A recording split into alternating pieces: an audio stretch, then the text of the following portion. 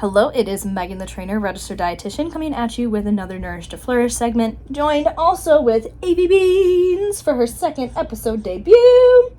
Today, I am going to talk about a couple of things that I am going to be doing as I kind of return back to, not necessarily normal life, because this will be my new normal, but as I get back into work, as I get back into my workouts, as I kind of get back into a whole new kind of rhythm as a mom of two. And I'm going to also share a couple of things that I am not going to do. Now, these things are not necessarily going to be specific for somebody who is postpartum, so hey, don't tune out just yet. So something that I am not going to do, when I come back to the gym, I am not going to grab the lightest weights possible, the lightest weights that we have at the gym, and only work with those. Now, here's the thing. Light weights do have a time and a place, and they can be really helpful for mobility. They can be really helpful for feedback. And yes, we should not be reaching for the stars and trying to set world records as I come back after not strength training for a while. But at the same time, that's what strength training is though, right? We need to have a stimulus. We need to have some weight, some resistance that's actually going to prompt all those hormonal changes, all of the physiological things that bring us all the benefits of strength training, like having changes in our metabolism, supporting blood sugar regulation, mental health support, all of those things that come with strength training. We really only reap those benefits when we actually are strength training. So we have to have enough of a stimulus. So I'm not just going to stay around with the green bags or with the 6-kilo kettlebell. I am going to push myself a little bit because I need a little bit of resistance. And honestly, that just feels so good in my body to be able to move it like that. But at the same time, I'm also not going to go grab the Tim bag just yet or go play with the Kraken. So those of you who know at FLD, the Tim bag is 70 pounds and the Kraken is 135. I have no business doing that either. So what I am going to do, I am going to find some moderate weights that are going to help push me, but not overwhelm me.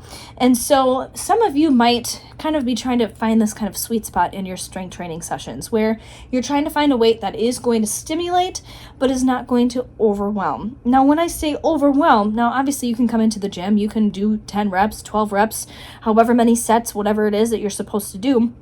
But is it overwhelming in your recovery?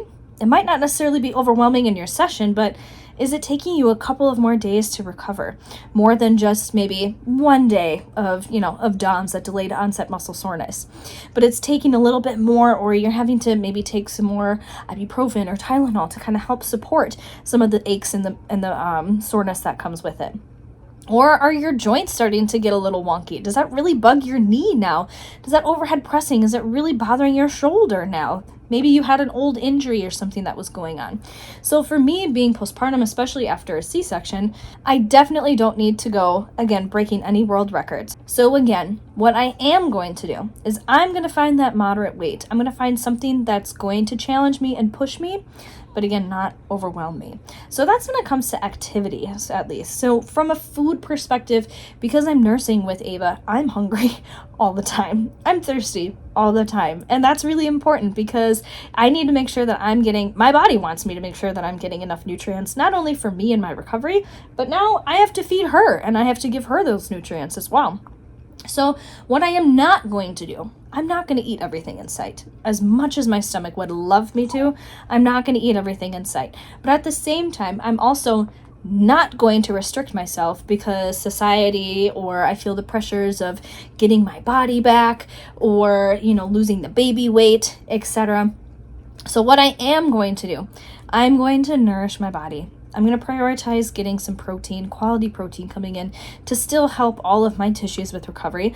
I'm going to prioritize getting some healthy fats, eating lots of fish, nuts, and seeds for some snacks. So that way I can have all of the nutrients to help Ava continue to grow and develop. And I'm going to lean into my produce, my colorful fruits and vegetables that are going to give me all of those extra vitamins and minerals, again, with energy production. So that way I can not only be up with a newborn at night, but also be up with a toddler during the day and run around and chase Bo and play at the park and still be able to be present with him and have fun.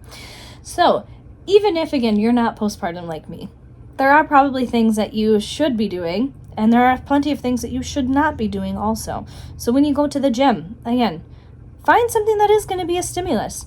So in recap, when it comes to strength training, are you actually strength training? Because again, we need enough of a stimulus in order for it to be strength training.